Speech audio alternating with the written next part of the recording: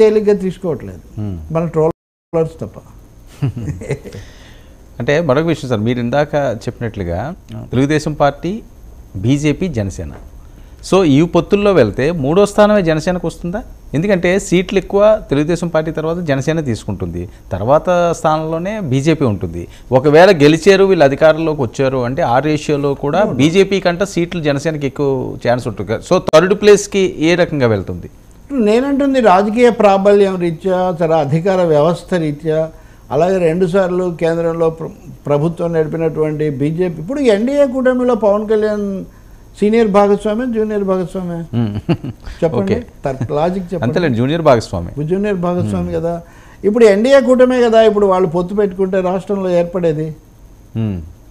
NDA కూటమి ఏర్పడ్డాక ఆటోమేటిక్గా దాని డైనమిక్స్ మారుతాయి కదా. అంటే ఇది ప్రాంతీయ బలహీనపడిన చంద్రబాబు, బలమైన చక్రం తిప్పుతున్న చంద్రబాబు నాయుడు కాదు, చేతులు చాచి పొత్తు కోరుతున్న చంద్రబాబు.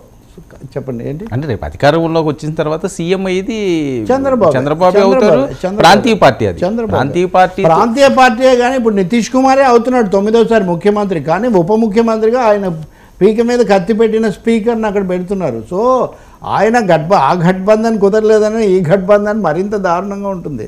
అందులో ఇంకేం సందేహం లేదు. అదే నేను మీరు అంశాన్ని గుర్తించట్లేదు. బీజేపీ వాళ్ళకి బాగా అర్థమవుతుంది ఇది. వాళ్ళు ఇక మీదట ఇతరులకు లోబడి వాళ్ళ టర్మ్స్తో అలయన్సెస్ కుదరదు అని ఒక నిర్ధారణ. అదే లేకపోతే ఇప్పుడు జనసేన మీద అంత ఇదై ఉంటే నిజానికి పవన్ కళ్యాణ్ ఇన్ని రోజులు తన అభిప్రాయం చెప్తున్నా కానీ బీజేపీ నుంచి చిన్న ఇండికేషన్ వచ్చిందా? నేను రోడ్ మ్యాప్ కోసం ఎదురు చూస్తుంటే వాళ్ళు రోడ్ మ్యాప్ కోరుతున్నానని అడిగినా కానీ ఇవ్వలేదే. వాళ్ళు ఏమంటారు, ఆయనే మాకు సమయం ఇవ్వడం లేదు అని పైకి డాంబికంగా చెప్పినప్పటికీ కూడా బీజేపీ ఇప్పటికి కూడా ఈ 2 పార్టీలకు పట్టు చిక్కనివ్వట్లేదు. వాళ్ళు ఏడిపిస్తున్నారు. 3 పార్టీలు దాని ముందు లోబడి ఉన్నాయి, లేకపోతే సాగిలు పడుతున్నాయి. వాళ్ళు ముగ్గురిని కూడా ఏడిపించి ముగ్గురిని ముప్పు తిప్పలు పెడుతున్నారు. ఒక ముక్కలో చెప్పాలంటే ఏపీలో ఉన్న 3 ప్రాంతీయ పార్టీలను ముప్పు తిప్పలు పెడుతున్నారు. వాళ్ళని పెట్టారు, తద్వారా ఏపీ ప్రజలను కూడా పెడుతున్నారు.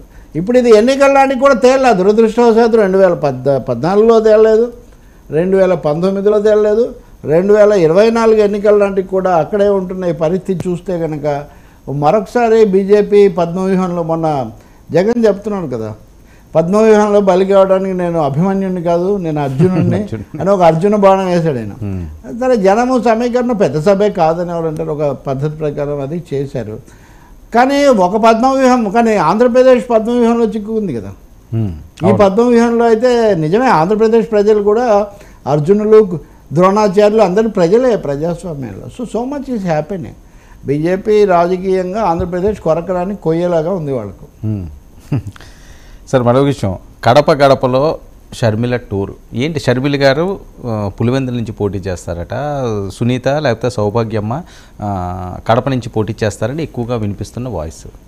నేను ఇప్పుడు అదే కదా మీకు అంటే వీళ్ళు దీని మీద అసలు వివేకానంద హత్యకి సంబంధించిన అంశం ఏమన్నాయండి, లేకపోతే రాజకీయ పరంగా వైఎస్ కుటుంబంలో చిచ్చు అవనియండి, ప్రధాన కారణం అన్నది కడప. ఎందుకంటే గతంలో జరిగిన అంశాలు కూడా మీకు వేరే చెప్పాల్సిన అవసరం లేదు. ఒకసారి నా దగ్గర ఉన్న ఇన్ఫర్మేషన్ నేను చెప్తాను.